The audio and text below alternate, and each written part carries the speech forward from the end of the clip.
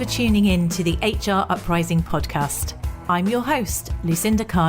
The HR Uprising is focused on helping forward-thinking people professionals deliver real lasting value in their organisations. I'm a chartered psychologist, speaker and trainer, and recently authored the best-selling business book, How to Be a Change Superhero. My day job is founder and CEO of software and training business Actus. This gives me the opportunity to work with other businesses like yours. We are focused on building a better workplace for people wherever they are located, with the help of our performance, learning and talent management software and our training and consultancy services. Every week on the podcast, I will be covering different topics and challenges, joined by relevant experts and real-life people professionals. Thank you so much for tuning in. I really hope you enjoy and get value from this week's episode.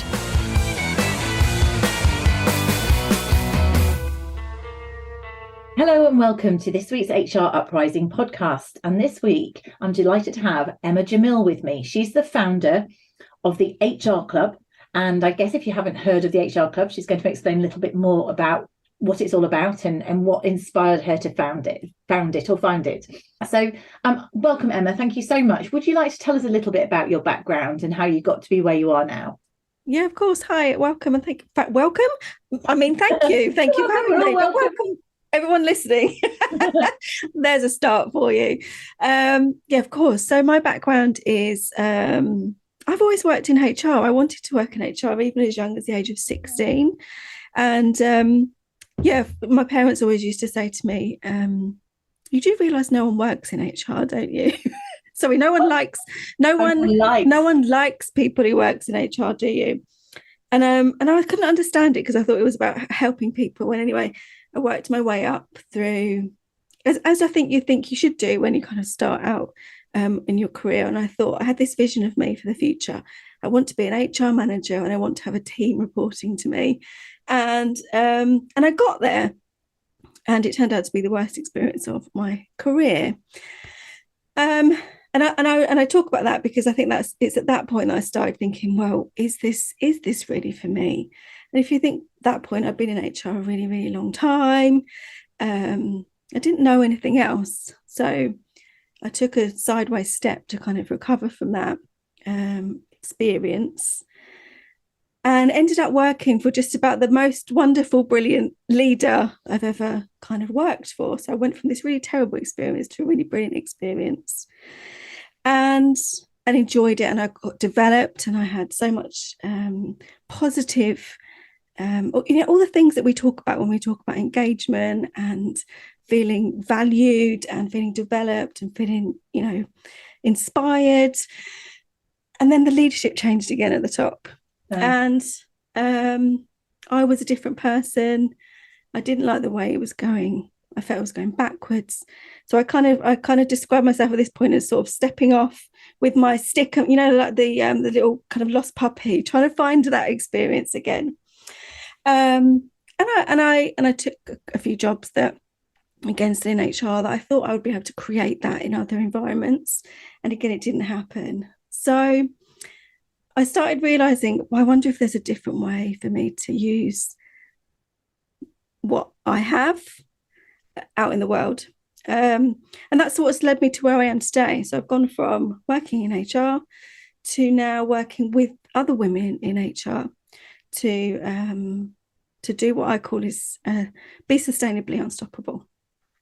I love that term. Just understanding a little bit about what you really, I'm just curious as to when you said you got to that point where she thought was the pinnacle and you got the team and then didn't really love it. And then you had a great leader that you did really love. And then you had to change and it was a less great leader that you didn't love.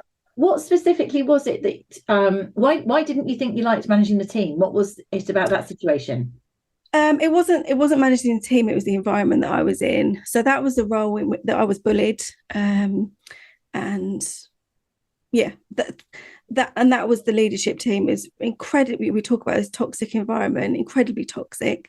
I was having panic attacks before work. I had IBS. I was crying at the weekend and in the evenings. So it wasn't so much managing the team, although I do recognize now that actually I don't really like managing people. There's nothing against those people that I manage if they listen to this, by the way. But yeah, that kind of the leadership climate of the environment that you were within. It's just coincidental that you were managing a team at that point. And then when you went over to an environment where you were thriving and nurtured, what was different about that leadership? It was, how do I summarize all of that experience that I had? What went through my head was, in response to your question, I had always experienced leadership, I suppose, that I felt I needed to be something different around. And in that environment, I wasn't. I was accepted as who I was. I was given development based on my strengths rather than, oh, we need you to be this to fit in or to be at this next level. It was challenging in so much as I was exposed to new experiences, but 100% I felt someone had my back the whole way, even in difficult situations. So, you know, I felt 100% supported, that if I wasn't in the room and they were asked a question about me or my advice, that not only would they support what I'd said, but actually they probably wouldn't give an answer. They'd just go, you should talk to her about that because that was her advice.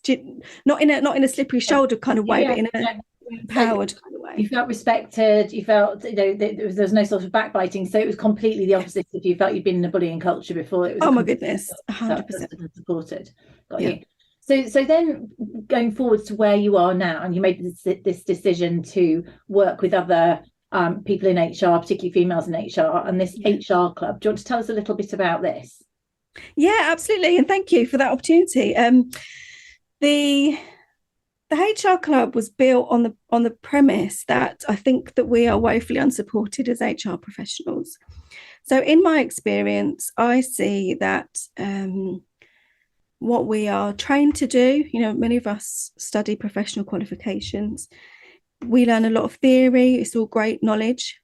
But then when we get out into the world of work, there are fundamental gaps in what we have access to. So, and what I'm talking about is we don't get taught how to handle the emotional aspects of making someone redundant, for example. That has an emotional toll. We're not robots. We don't get taught how to handle someone who comes to us and say that they've got depression or terminal cancer, or when someone commits suicide and we have to deal with everyone else, let alone deal with our own emotions. We don't get anything that teaches us that. And what I see is a profession that so many of us end up in burnout or losing our confidence. I don't think there are, that's a bold thing to say. I was about to say, I don't think there are many people who like flourish. There must be people who flourish, right? But we get burnt out, and I see a lot of people who are kind of losing their confidence, starting to wonder if HR is really for them. I went through it myself, you know, and we get challenged, we get questioned all the time about advice. We're not valued. We're just HR. There's so much stuff, and there is a gap, in my view, of us. Of resources that are available to us to support us within that context. And in May this year, I collaborated on an event with a group of other women. It was entirely focused on the wellbeing of HR professionals. And we had 600 plus people register globally for that. And in my view, that kind of reinforced for me that there's definitely a need. There is a gap. It's not just my perception, there is a gap. And so, International HR Day this year, I was like, I'm just going to take a punt on this. And I kind of said, look, I have a vision. I have a vision for how the profession could be different. I have a vision for how we could be different within it. I don't have any I don't have any material. I have ideas. I need some people to come on board with me and help me create this thing. Tell me what it is that you really need. And I had 29, I think, people who were willing to take a punt, and we've grown ever since. So basically, I say to them, "What is it that you want?" They tell me, and then I deliver it as much as I can. So okay, so that's what your HR club is. So it's responding to the needs. It's not you deciding what people want. It's actually saying what do you need, and then you're developing the content and resources in line with those needs. Just going back when you said I've got a vision for how HR could be different. Yeah. What do you mean by that? What was the vision? I have a vision where we don't lose our confidence. I have a vision where I call it where we can be comfortable being uncomfortable. I really think that's our role within HR. And I think that we try that and we set out to do that, but it gets really, really tough when we're the only voice in the room sometimes. Mm. So, yeah, a vision where we are comfortable doing that, a vision where we're not just wheeled out for all the difficult stuff, that we're, making a bold contribution, because actually the organisations that say that the people are their biggest asset actually mean it when they say it. So, just where we're making our biggest impact as a profession. And I genuinely think that we have the capacity to change the world of work as a profession, where we are making that change, those changes that are meaningful to people, that stop people going to work and going home feeling worse than when they arrived. We're the key to that, but we have to be our most impactful. And we have to ask for help and be prepared to take it as well and support ourselves. It's absolutely. That is one of the challenges I notice a lot, and I noticed about a year ago, some of the episodes that I've done on things like imposter syndrome and things like why we don't as a group of people, as an industry necessarily walk our talk in terms of investing in ourselves and the whole concept of putting your own life jacket on first and that kind of thing. So it's something where we have to be prepared to do that. And I guess that links into your sustainable. It's got to be sustainable to stop burnout. Whatever you're doing has got to be something you can do on an ongoing basis to recharge as you go in. And that's exactly why one of the pillars of sustainable unstoppability in my world is connection to others. So, and that's what the HR Club, I think, is plugging again a gap in terms of the ability to be kind of vulnerable with one another. I've been to many a networking event where we all sit and talk about the wonderful initiatives that we're introducing, and we're kind of like, there's a competition that I don't think is healthy, and I don't think it's necessary. I think actually it's only through us sharing our vulnerabilities, sharing that we find it difficult, that that we'll be able to go, oh my God, I feel that too. What's our solution? Great. Okay. So then this whole thing about supporting others and this vision where people don't lose their confidence, and it is about reinforcing and support as we go along, creating your sustainable unstoppability piece. And you've also got your 4 pillars. So do you want to explain a little bit about that brand, if you like, and the 4 pillars as well?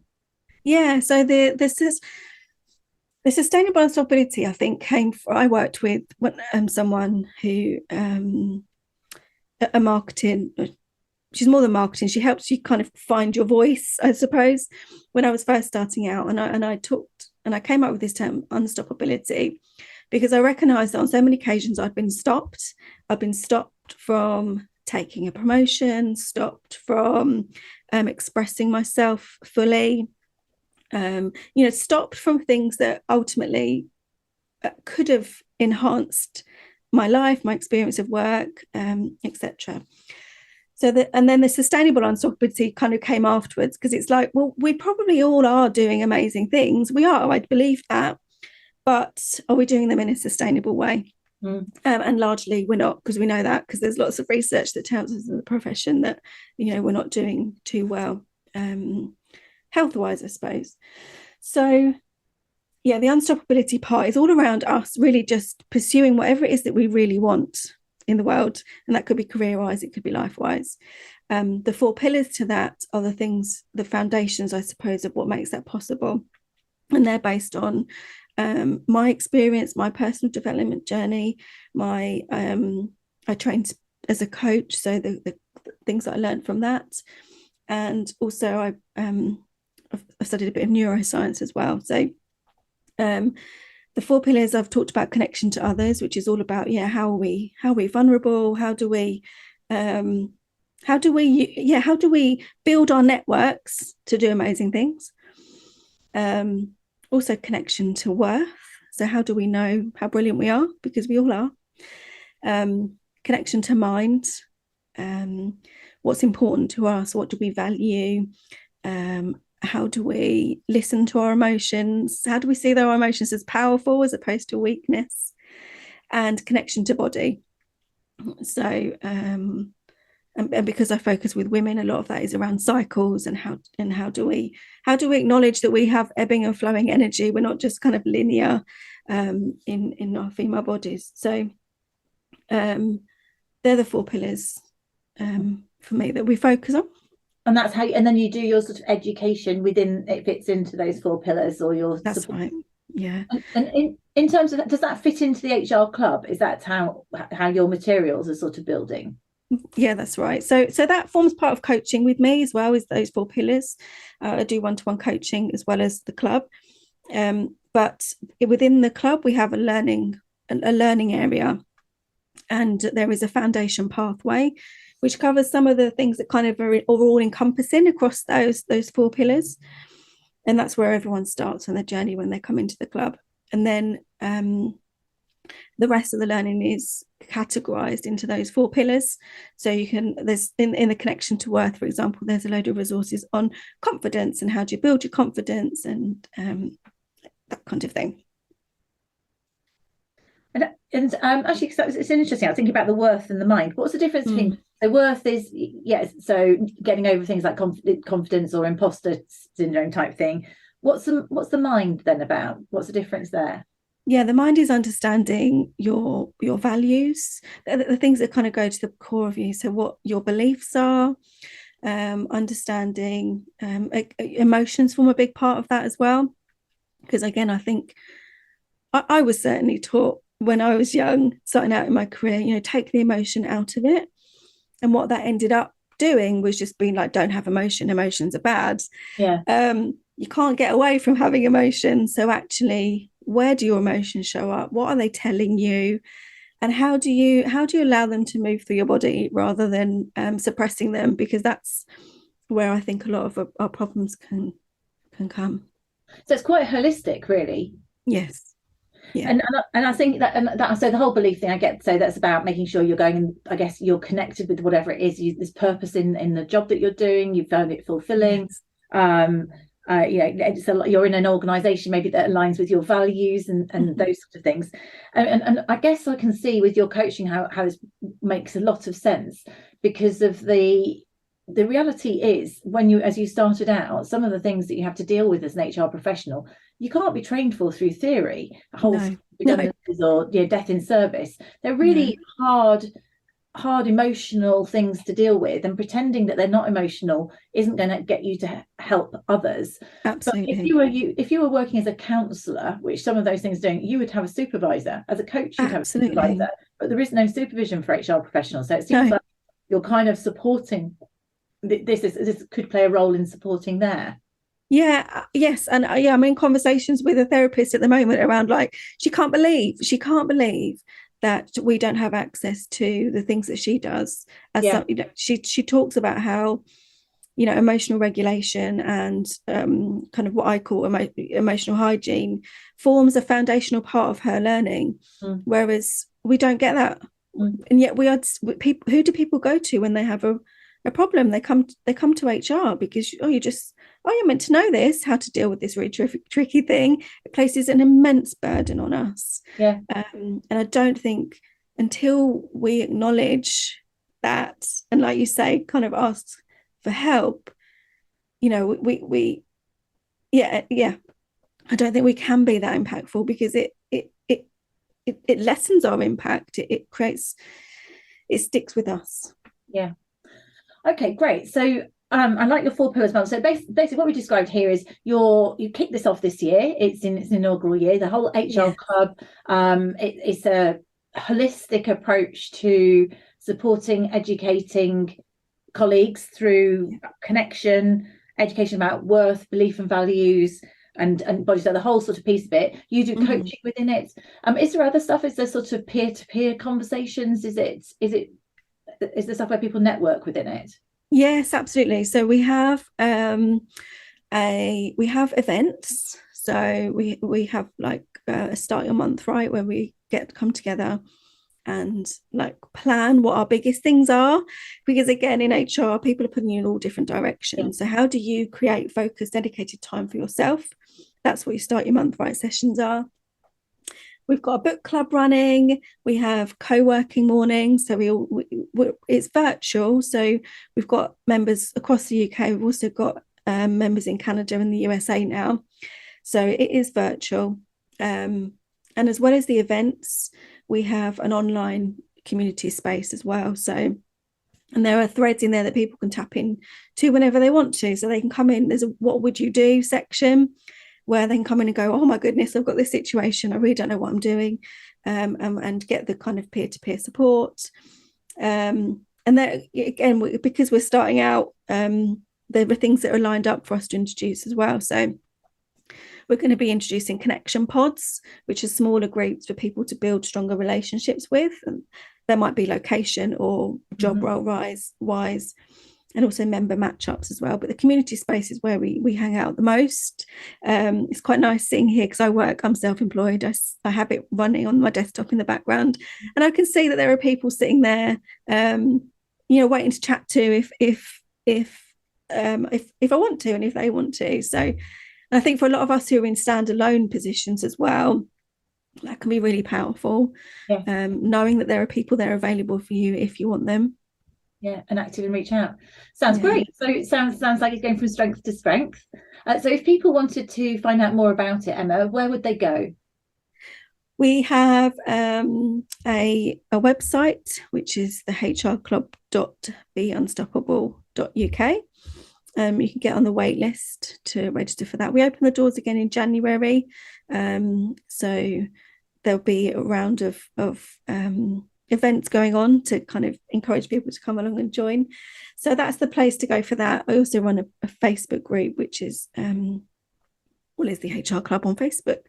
And if that's you can join at any point in the year, can you? You can join at any point in the year. That's the free community. So there's not all of those benefits. But I'll go in and do motivational tips and that kind of thing in there. So there'll be the main things, but I also hang out quite a lot on LinkedIn. So if people want to connect and find things on there, find out things on there and about me, then I'm really happy to connect on LinkedIn too. Brilliant. And what we'll do is we'll put in the show notes all those links that you just outlined and your LinkedIn profile link as well. Brilliant. That'll be helpful for others who want to find out more. Particularly, this is going to go out in December, so if people are interested, this is the right time because they could sign up and find out more about things in January. Definitely. Yep, absolutely. Lovely. All right. Well, thank you so much for joining us today, Emma. It's been a pleasure to have a conversation about you. I really love the term sustainable unstoppability. I think that's a great term. I would embrace there. And wishing you lots of luck with the HR Club going forwards. Oh, thank you. Thank you for having me. And Merry Christmas, everyone. Happy holidays if you're getting this. Is it before Christmas? I don't know. Just before Christmas, yeah. Oh, good. All right, then. Brilliant. Cheers. Thank you. Bye. So that's it. That was lovely to speak to Emma, who's really building something exciting, I think, that should go from strength to strength in 2023. And on that note, I want to take this opportunity to thank you all for continuing to listen to the HR Uprising podcast.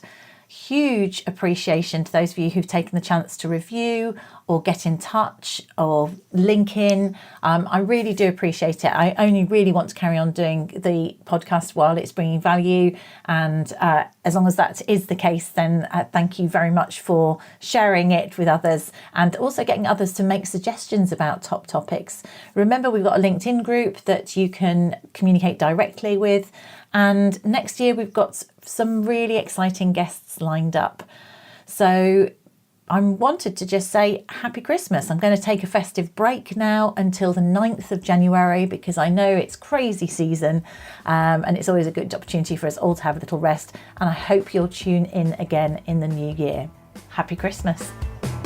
I really hope you found this week's episode useful and enjoyable. If you did, perhaps you could recommend us to a friend or colleague or give us a review on your platform of choice. It really helps new listeners to find us. Now you can access links to any of the information mentioned in this show via the website www.hruprising.com. Further free resources are also available at www.actus.co.uk. There you can also find out more about our software and training solutions. Finally, why not join our LinkedIn group, the HR Uprising, to share ideas and collaborate with other like-minded people professionals. Thank you for listening to the HR Uprising podcast.